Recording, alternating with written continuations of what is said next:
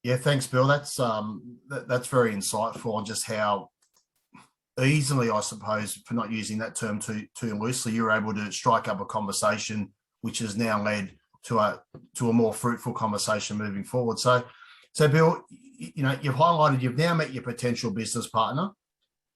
You have got the seed of the idea planted with Colin in this case. Yep. You feel it's now important to strongly align your purpose with your business partner's purpose, which I think is probably one of the most key steps in any conversation, that there's got to be that alignment between both parties. It's not, you're not looking at it from a transactional purpose only. You're looking at it from the longevity and the relationship from the clients that you've had within your business for a long time. So I'd be interested to hear from you. Can you provide more detail on why and how you did that? Yes, sure, Cam. Look, it was really important for me, number one, that if I ever died whilst being an advisor or left the industry, that my clients were cared for, because I really cared about the people that I dealt with.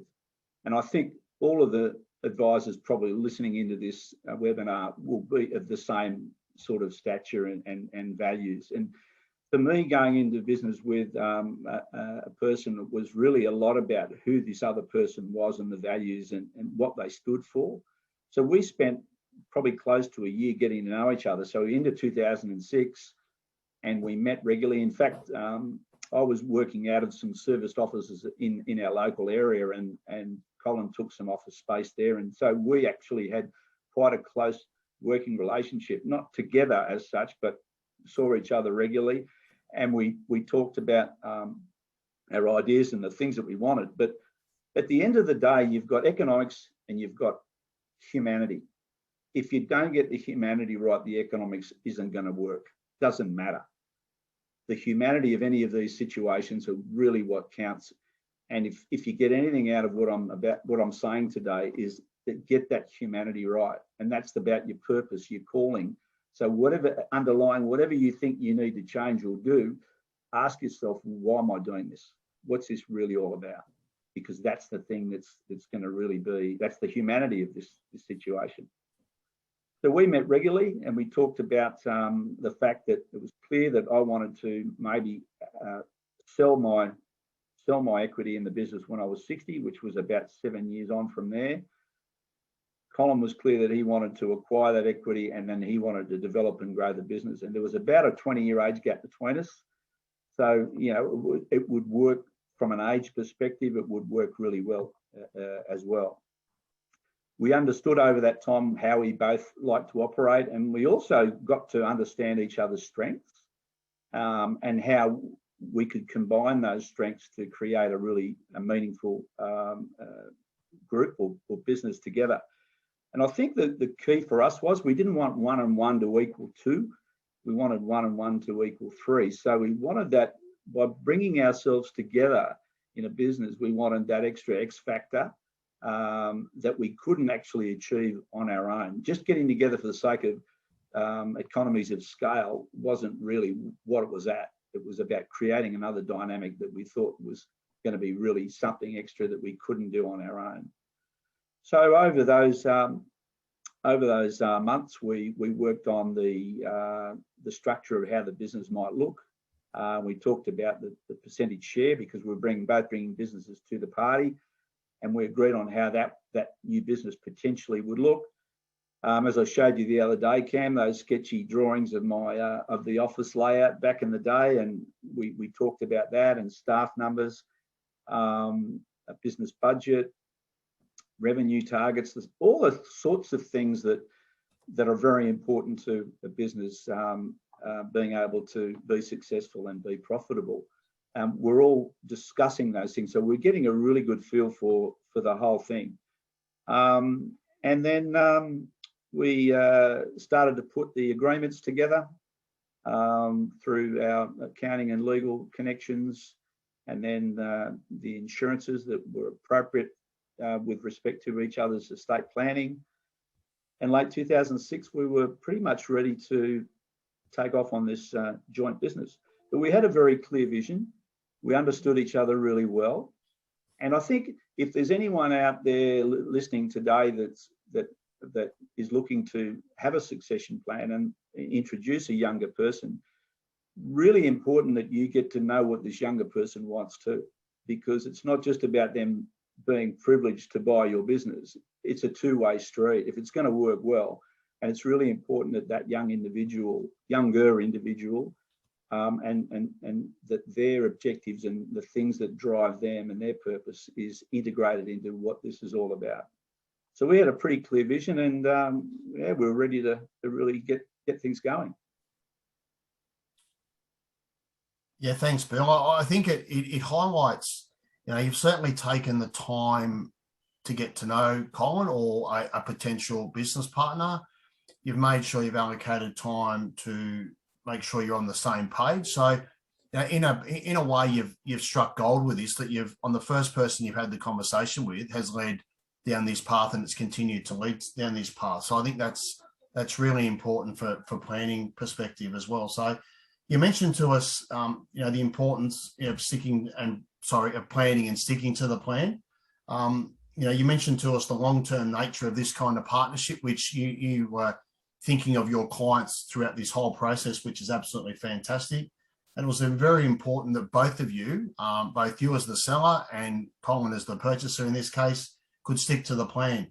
Could you explain the connection, between the anticipated length of time and the commitment of both parties to the plan? Because I think this will provide, the participants that it's not just a meet and greet over a coffee and a quick draw up of an agreement and here we go, the transaction's done. So I think our participants would really love to get your insights as to how this developed through this journey.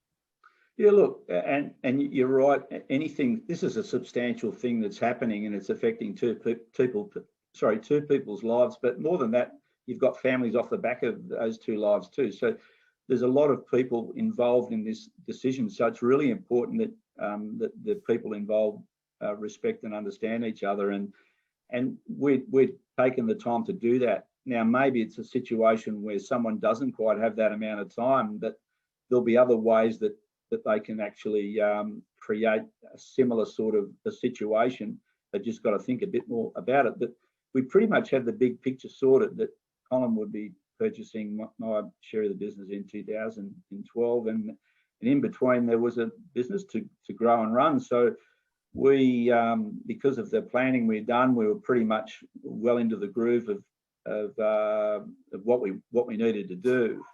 So we were setting goals, and like 5-year goals and financial year goals. We would have our monthly management meetings and quarterly board of advice, and we had a board of advice which was made up of 3 guys, 1 industry person and 2 who were clients, but well respected and well liked people of our business, but not in our industry. But it was great to get their insights 3 or 4 times a year as to whether we're doing things right or what things we could do to improve. But I think being open to people's views was always an important thing for us, because we don't have all the answers.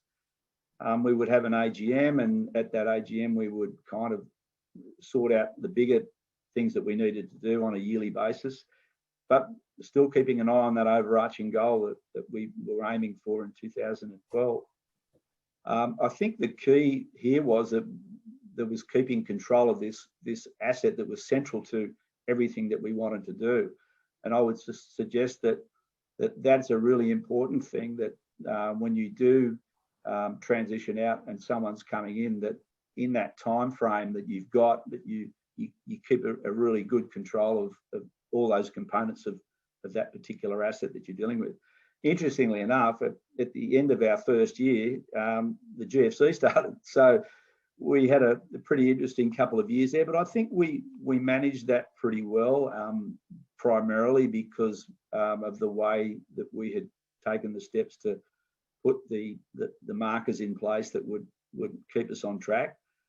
We then had, I think, over the course of that time, we had 1 or 2 licensee ownership changes, which were again disruptors of one kind or another. And I think all of the career advisors that would be listening and watching today would be nodding their heads, going that we've got disruptions all the time.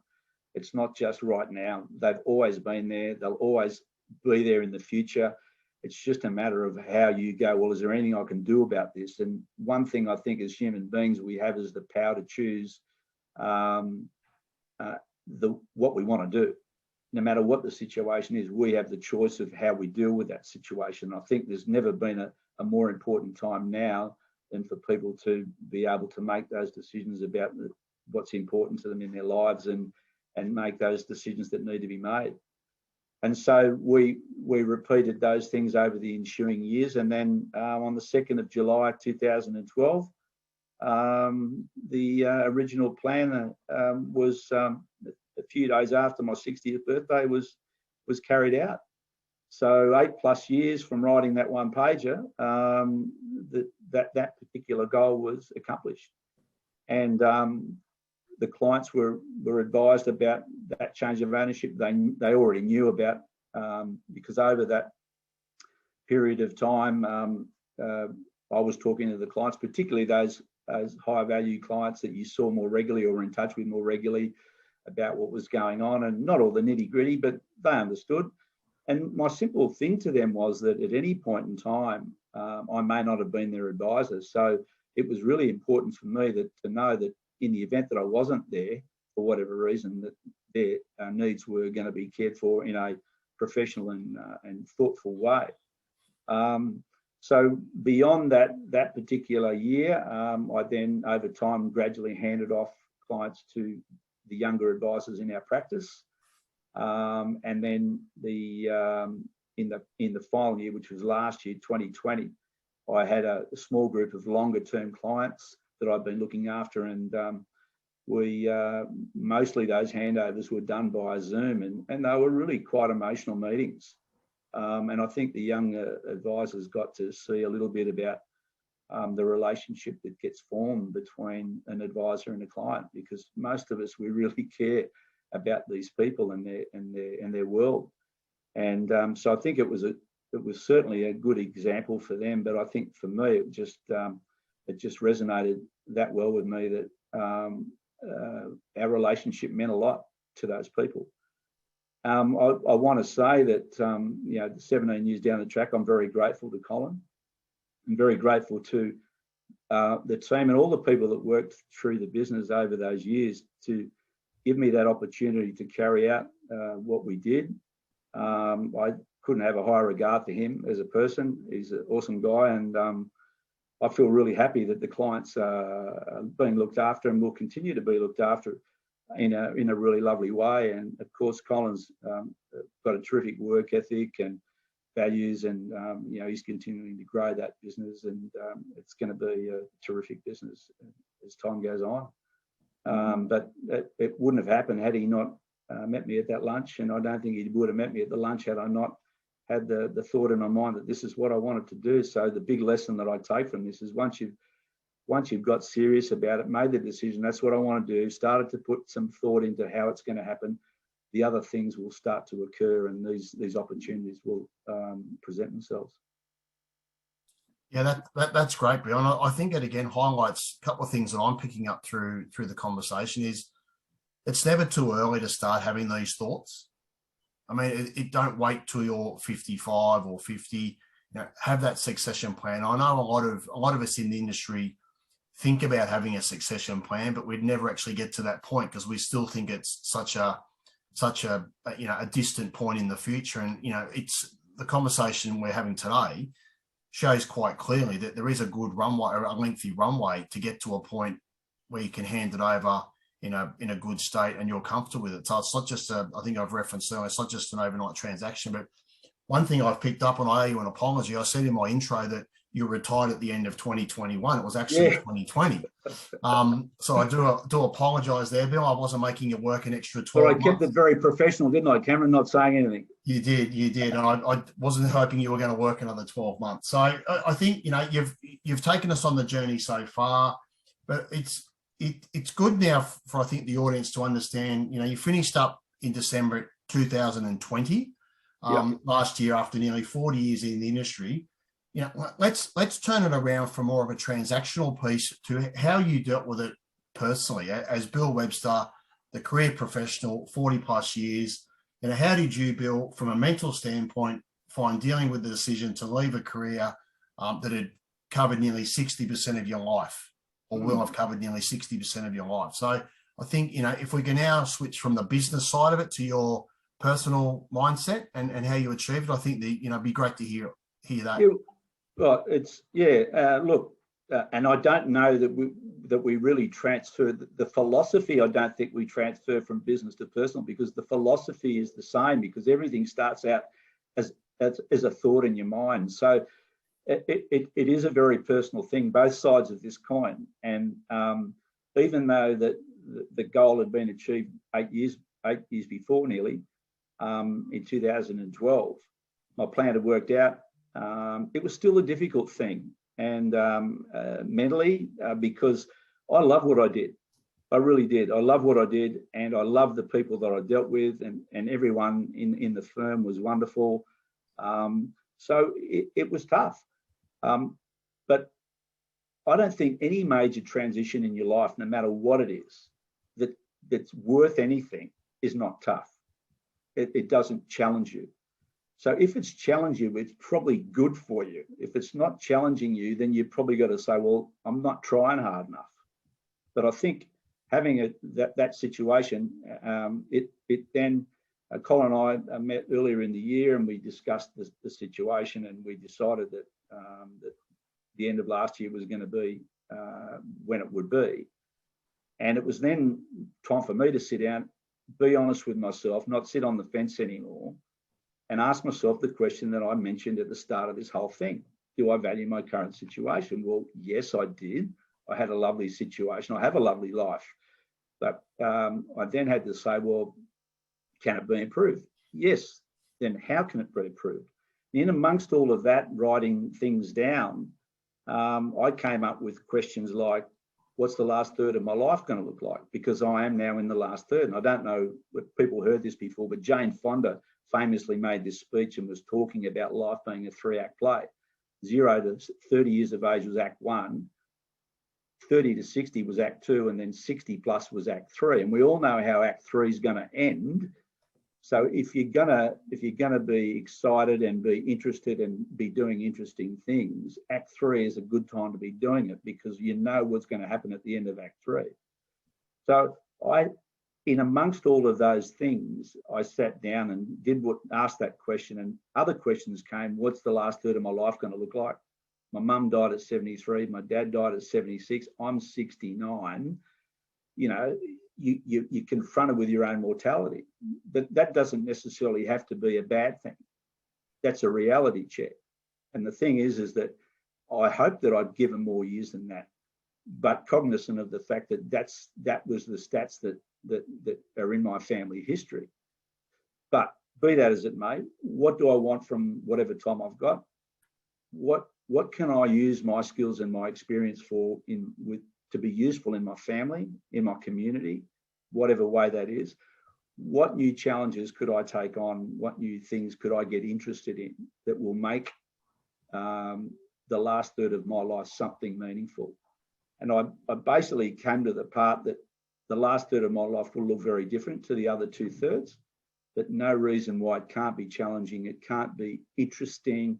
It can't involve a lot of really nice people along the journey with me, including my wife, who's been a rock throughout my life. And, I came to the view that the transition is a good thing, but it's about looking forward. And we all know, we've all been on holidays, and that the build-up that goes on, particularly if you're taking your kids on holidays with you, the build-up and it's only 4 weeks to go, then week to go, and then you get to the airport, you get on the plane, and it's never quite the same when you're coming back on the plane. And that's because you had something to look forward to and you experienced it, now you don't. And I think we're wired that way as human beings. We've got that ability to imagine things, unlike other creatures, and we can look towards the future. And I think part of the problem with coming to this stage of life and leaving a career is that sense of lack of purpose anymore, lack of value to anybody, lack of relevance. And I think by having things that you can now reset and look forward to, it's going to make the last third of your life a wonderful experience. from a scientific standpoint, neurologically, the science shows that our brains are wired to be for growth and development right till the day we die. So apart from having some sort of neurological problem, your brain's equipped to try new things, to get you into things that are meaningful. So I think that's a really positive thing. So I think the same principle applies to this last third of my life as applied in 2004. Do I value my current situation? Yes. How can it be improved? And by having these things and writing these things down and then starting to structure out a plan for that next 20 years of my life is no different. And it's a wonderful thing to have things to look forward to. Yeah, thanks, Bill. I quite like the piece about getting on a plane and looking forward to a holiday, because I think everyone on this call in the current environment, and we all should be keeping safe and well in this environment. I think that's something that we're all really looking forward to. So, you've taken us on the journey, the thought in your head about what you wanted to do, and let's call it a chance meeting with Colin at that luncheon, which has provided a very fruitful outcome. The process that you went through during that transition to make sure that you were all online before you actually got to the finish line and completed the transaction. So do you have any... Can I just say something here, Cam? But look, obviously the time today, I've given you a big picture, sort of broad brush view of it. There's a lot of other complexity in there, but I'm hoping that I can give the viewers and the listeners an overview of the journey. That's all, and it's a very worthwhile journey to do. Yeah, sorry, mate. Yeah, no, that's right. I think it's I think the way you've handled this, the result you've got for both yourself and Colin, I think it's a prime example that once you put your mind to it, you can work this through for a very successful outcome. So, do you have any other final thoughts on the subject of transition before we go to the Q&A? And I implore the audience to put some questions forward. We will provide Bill's email contact address as part of the follow-up email to this. So please feel free. I'm sure Bill would love to. I do know that Bill likes to chat, and I think he's got a really good story to tell here. And if he can help any of you on the call, any of the AFA members in coming to grips with some of these decisions that need to be made, I'm sure he would be very, very welcoming in doing that. So any final thoughts before we go to Q&A, Bill? Yeah, look, I think just on the issue of transitioning, I mean, we don't live linear lives anymore. Our previous generation had a pretty linear, went to school, got a job, stayed in the job for 40 years. You retired at 65, died at 75.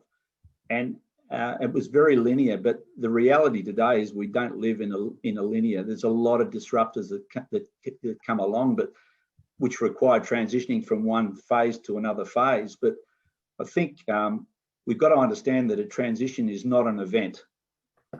It's not a destination. It is a journey, and it takes time for it to happen. You need to have a plan, or at least the basis of a plan.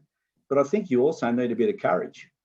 And those guys and girls who are facing the end of their career and what do I do now, you've got to take that leap of faith and have the courage to make those decisions based upon the meaning you want from life, the purpose that you want. You have to make your decisions based around that and have the guts to go and do it. And the belief in yourself that you can actually execute the things that you want. You won't have all the answers. You don't need all the answers to put the plan in place and to get some steps going towards what you want to do. But just have the faith that it'll happen. Set some realistic timeframes. And I know right now might be difficult, with particularly if you haven't done fascia and you want to do fascia. Even if you do fascia, then you've got a period of maybe 4 years or whatever that you might be looking at. Well, if you don't pass fascia, then you've got another set of decisions to make.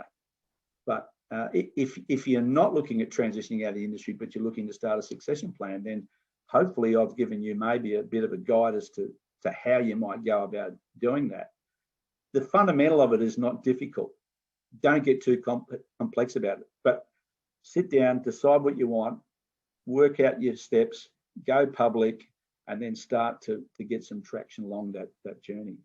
The meaning in all of this will come from making the decision, putting a plan together, getting a bunch of people who care about you and want to see you work it out, and together you get it done.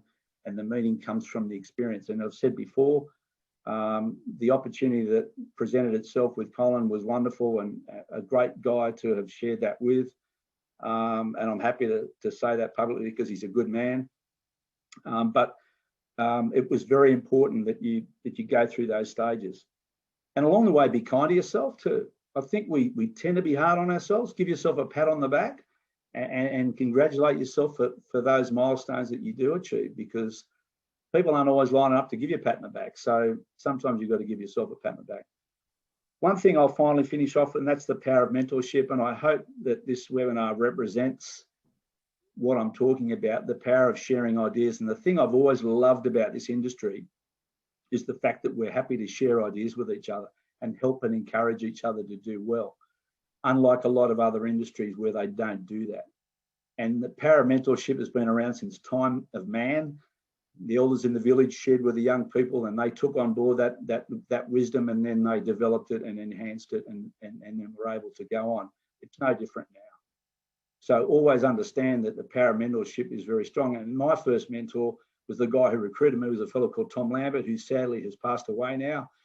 But he was incredibly important. He saw more in me than I saw in myself back in 1981, when he first asked me about wanting to join the industry. And I'm so grateful for Tom for that. And I've continued to stay friends with the family and over all those years. And sadly, he's passed away now, but I'll never ever forget the fact that that was my opportunity, and I'm grateful for that. So mentorship, I hope the industry doesn't lose that, because it's a really great thing to have. Yeah, thanks, Bill. I think it's been a really insightful, conversation about your journey, and I'd like to thank you on behalf of the AFA and all participants in the industry for your commitment and passion to the financial advice industry over the last 40 years. And we really appreciate you sharing this story, albeit not all in the detail, but I think it's a really good starting point for a lot of our advisors in the industry to start thinking about what's their next steps, what's their exit strategy, what's their transition. So I'm not sure whether you'll like some of this feedback, Bill, that's coming through, but a few of your colleagues are, Bill, you need to get back in the industry. So you've just exited, so there's people wanting you back in. And I think, the first question or the first comment really shows how much it hits the mark. Must say, very thought-provoking, good to keep in mind. So, the material's really hitting the mark. And I think, there's a great deal of respect out there from your colleagues around the place. So I think you've really done a great job today. And I think it's, fantastic story. I'm just reading some of these issues. Mentors are everything. Bill, I'm sure you are a good one. So thanks for sharing your story. So, I think, what you've said today has really hit a spot with a lot of people. I'm sure you're going to get a lot of follow-up calls off the back of this. So I might just pass over to Lisa. Here's another, one just popped up. I think ASIC needs to understand what we really do. And I think that's a feeling that the whole industry has at the moment. So, if they hear all the good stories that advisors do and the industry does as a whole. Can I just make a comment here, Cam, that I had a chat with Phil Kiona probably a couple of years back, and we were talking about the trust in the industry and the rebuilding of trust. And I said, look, the reality is, I think it's about, it's probably less than 15% of the public are actually advised.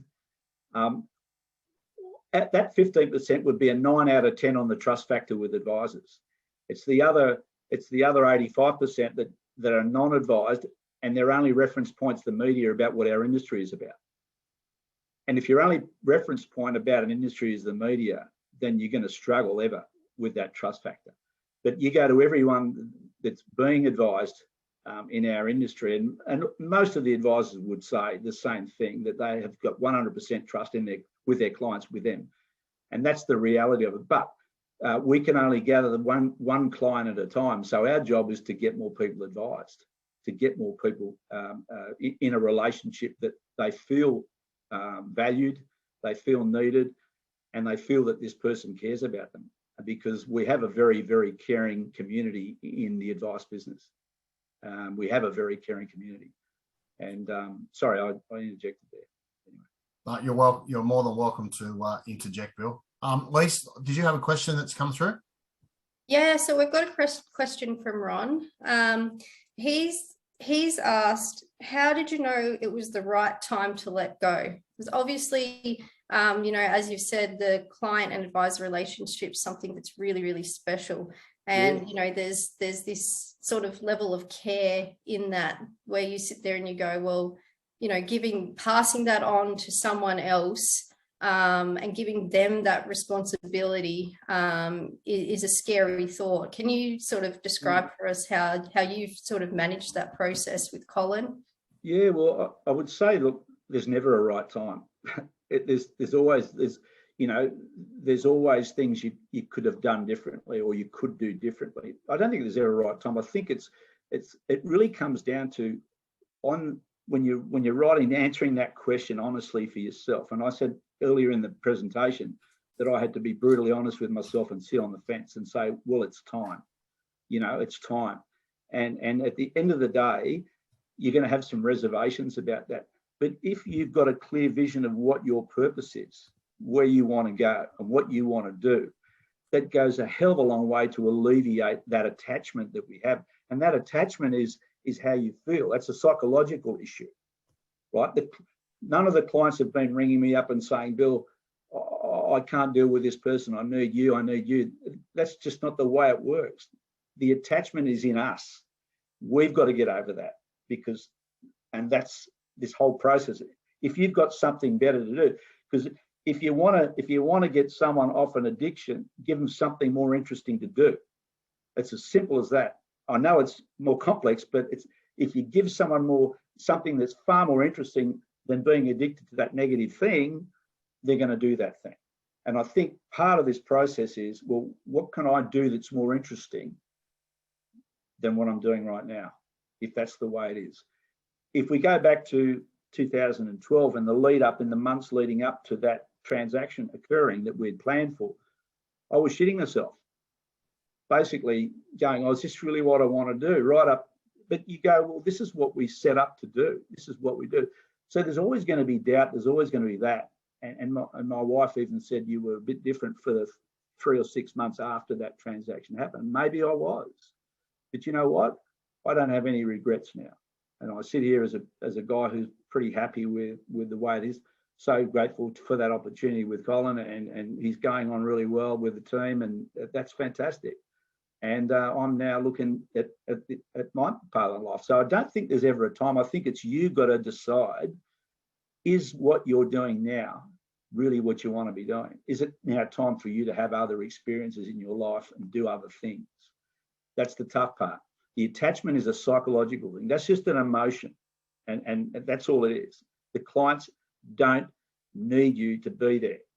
If you put things in place that's got people that will care about those people, like you did, that's the best you can do.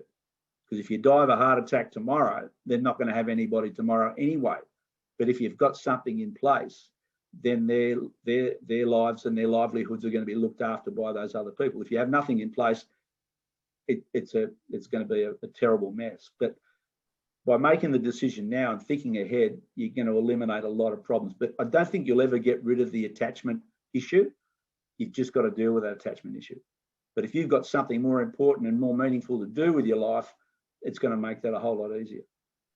And I also think, Bill, in the fact that you transitioned out over a period of time as well, you didn't just complete a transaction and then I'd agree with the industry. I think that's probably something to really consider for those on the call, because I think that's you're seeing the transition from yourself to Colin and the current advisors within that practice, and you can introduce clients, warm introduction, but you're still in the background, which is giving everyone a level of comfort as opposed to a transactional based sale. Move on. No more connection. I meant to mention it in the presentation that for probably the last 5, maybe 10 years, you'd have clients coming in to see you and say, we've come in to see whether we're in shape enough to retire. And you have an hour conversation. You say, now, do you want the good news or the bad news? And they look at you and go, what do you mean? Well, we've got good news and bad. Well, give us both. Then you say, well, the good news is that financially you've got enough there to have a comfortable retirement. The bad news is you're not ready. There's not one thing you've said in this meeting today that tells me that you are ready to stop. So I don't know what you're going to do. You can keep going the way you want to go, or you can sit down, and I would give them the question, do I value my current situation? If I was looking down the track 5 years, looking out and coming back and saying, okay, what do I want to happen in the next 5 years? And in some cases, not all cases, but in some, the people come back and say, you're right, Bill, I'm not ready. So they would then either be going to work an extra couple of years, or they're going to go to the part-time thing, or whatever they could do to wean themselves off it. And I was so grateful that Colin was happy to have me on, continuing on beyond that transaction 2012, and I think he was too. But it allowed me, I was still involved in things, but it did allow me to wean myself back off that. So that's a really important point, Cam, and I'm glad you raised it, because I probably didn't give it the credit that it probably deserved during the presentation. So thanks. I think you raised a very valid point in that answer too, Bill, that financial advisors aren't just there to give financial advice. You've got to have a broader conversation. And that example you've just provided, where financially the client was ready to retire, but they weren't in that headspace to retire. So it's really that holistic approach. So I think that's key as well. I've said for years that 70% of our work is counselling people through the ups and downs of life. Only 30% is actually what we're authorised to do, but you don't get the 30 without the 70. As I said before, economics, humanity. If you don't get the humanity right, the economics doesn't matter. You're not, and getting a client's easy. Hanging on to them for 30 years is the hard part.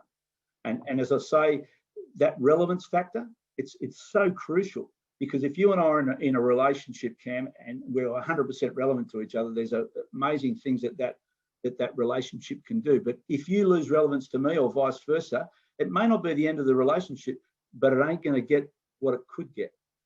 And when you leave a career, it's then about, well, how do I become relevant in another way now?